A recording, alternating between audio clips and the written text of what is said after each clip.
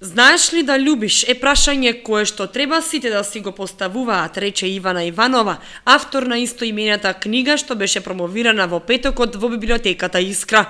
Љубовта е тема на која треба да и се посвети посебно внимание, додаде Иванова.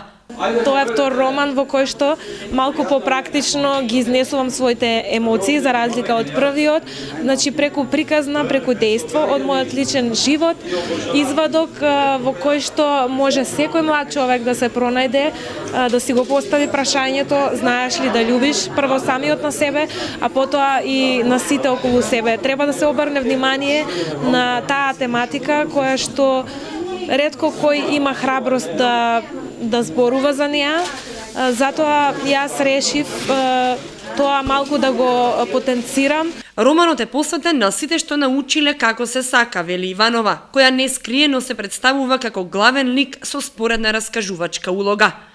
Таа вели дека љубовта е како мало дете на кое што треба да му се посвети посебно внимание и нега и да се однесуваме внимателно кон неа, ако сакаме да бидеме среќни. Знаеш ли да љубиш е нејзина втора книга. Првата е Читај ми ги мислите, издадена во 2012 година, која е повеќе филозофска. Инспирацијата за пишување ја црпи од животните ситуации, како и од досега прочитаните книги.